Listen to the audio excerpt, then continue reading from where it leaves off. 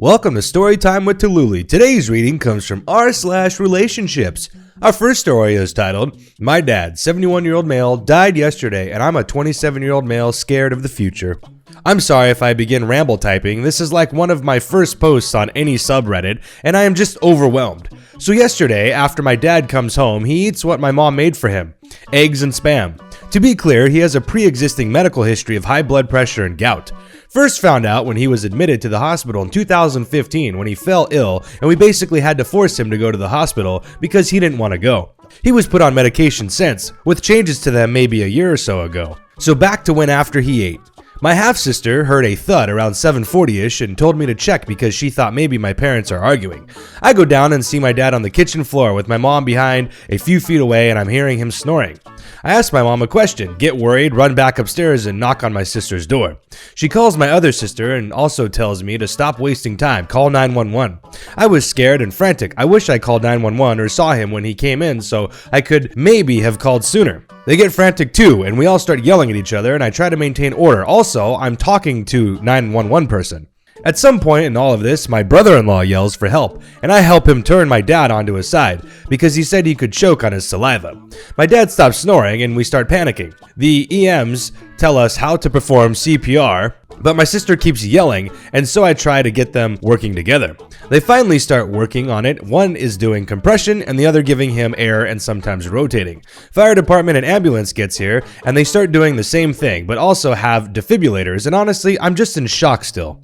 It was maybe 8:03 p.m. when they came, or so. I don't remember. It's all a blur. I checked my phone for timestamp, but I called twice so I forgot when original call was placed. They called it at 8:50 p.m. and I just began to lose it. My aunt comes and my sister is trying to call my dad's work to let his bosses know. We talk about how we want my dad's arrangements and agree on cremation because we don't have the money for anything else, but also my sister wants the remains. Honestly, I wrote this post because I'm scared for the future. My mom is bipolar schizophrenic and my sisters and brother-in-law don't get along with her because of a whole history that would keep you here forever if I tried to type it. My dad was a big crap talker, but he still chose us and tried his best to provide regardless of his fallacies. He had my mom's back too, saying he wouldn't kick her out or place her in a mental home. My sisters kind of want that, I think, but I'm scared to talk about it.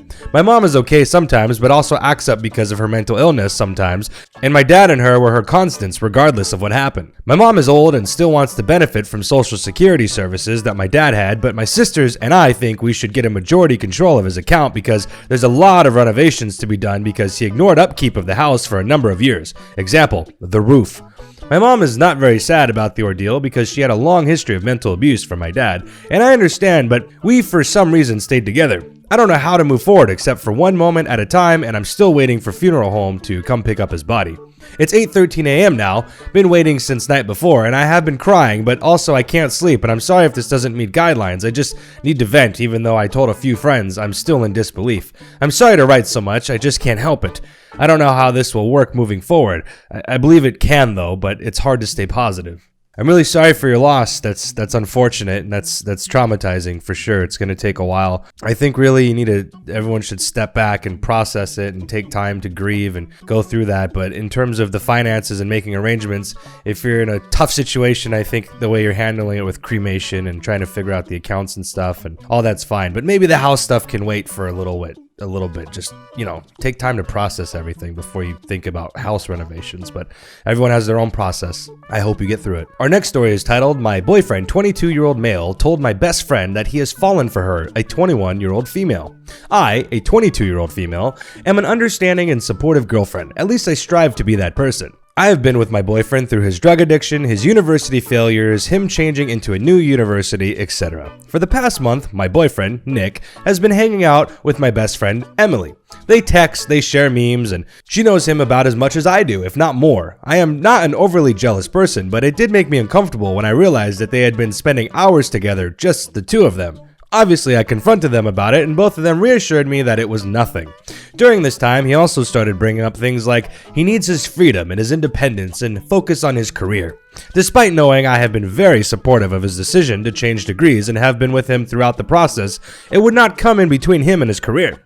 Recently, my boyfriend told me that he felt very stressed in school and needed time to focus on it and wasn't sure if he could put enough effort into our relationship. And I told him we could take a break while he figured out what he wanted. Despite the break, where we agreed to not date other people, we still hung out and there wasn't any bad blood. But yesterday at my best friend's birthday party while I was inside, a friend of mine comes to tell me that Emily has her legs on Nick's lap and he's been massaging her upper thighs and whatnot. Obviously, I tried to be calm, but I did go out and see what was happening. I saw them sitting very close to one another with his hand far up her thighs, and the moment he saw me, he pulled back like he'd been burned. It was so awkward for me, and we'd just been out together a day before, and Nick gave me the vibes that our break was really temporary. I confronted them after the party, and my boyfriend kept bringing the whole freedom and independence thing, and I broke up with him for real there because it was a little too much to deal with. I told my best friend she has hurt me immensely, and I left. My boyfriend still stayed at her place after, but apparently nothing happened in between them. Anyway, the next day Emily calls me and she apologized to me, telling me she didn't realize it was such a huge thing and they were just being playful. She then proceeded to tell me that Nick told her he has fallen for her. She again reassured me that I mattered to her most and that she wasn't going to be in contact with Nick anymore because she doesn't like him, and I know that is true because he is not her type. But I know that she loves attention, no matter if she's into the guy or not. I don't completely trust her because she did lead him on, knowing how that would make me feel. She kept on promising that she won't talk to him anymore, that she loves me, but honestly, their behavior have really broken my trust on them. As for my boyfriend, I haven't been texting him because he knowingly hurt me, was dishonest to me, despite all the things I've done for him. He still insisted that his school is really affecting him and is the priority, but it's difficult to trust him after his actions. I blame him more as he was definitely aware of what was happening. I feel heavily exhausted and drained because of this, and I would really appreciate some advice to help get me back up on my feet as I did not realize how bad this would hurt.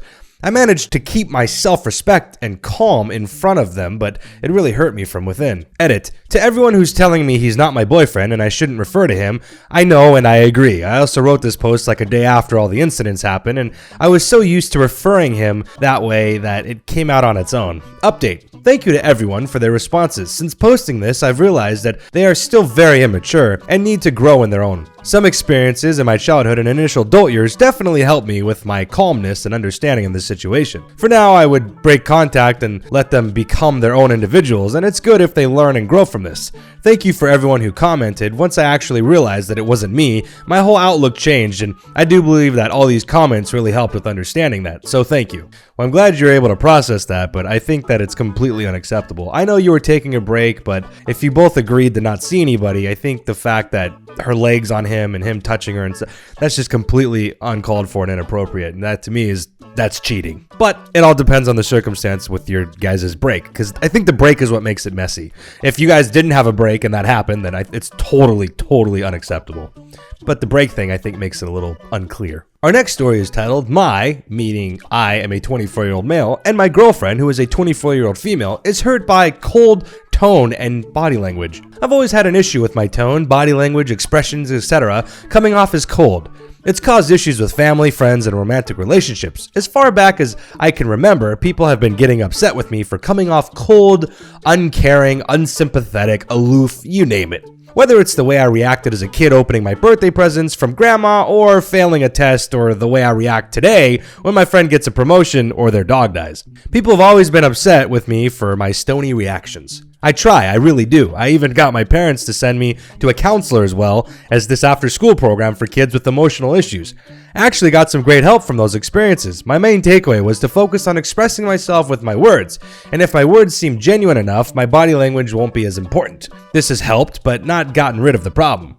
As for my specific problem, my girlfriend has been hurt by this lately. She's lovely. We've been together a year and a half, and I think she's absolutely perfect. However, she's brought up to me a couple times lately how she often feels like I'm not happy to see her and that I'm not enjoying myself when she's around. She feels like when we say goodbye, we're temporarily long distance, I don't come off as though I'm sad to see her go or like I'm going to miss her. She also has been hurt by the tone I use when she talks about her day or we have a serious conversation that I sound bored and like I don't care. This is the story of my life, and frankly, I'm surprised it took this long for this to be an issue.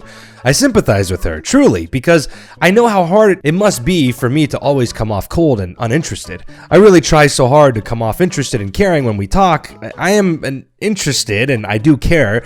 I try so hard to show that I'm happy to see her and happy to have her around, but I know from experience that if I try too hard, it comes off phony. Whenever I talk to people about this, their response is always just that I should try being more enthusiastic.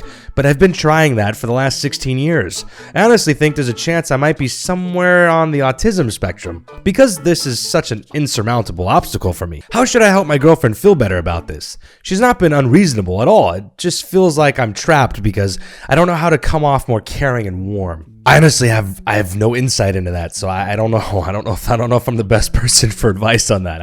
I hope it works out and she understands. I mean, you're trying with her. Maybe she could understand what you're going through, but at the same time, like if it comes off as cold and uncaring, then certain people can only take so much of that before they feel like they're just completely being put off. So I don't know. I hope it works out. Our next story is titled Update. Depressed friend, 45-year-old female, is emotionally draining me, a 35-year-old female. I didn't think I would have an update so soon after my last post, but here it is. I received some solid advice, but I decided it would have to wait until the end of lockdown because Mary has been handling it pretty badly.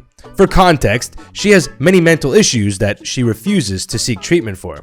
When the lockdown was announced, she told me that she would never survive it due to her crippling anxiety, isolation, self-harm, etc.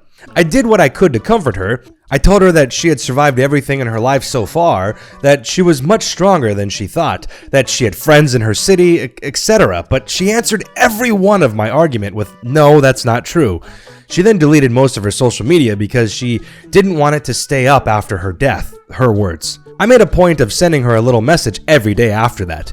I had no other possibility, so I resorted to emails. Her phone had broken down, and when I contacted her on Twitter, she said she didn't like communicating through DMs.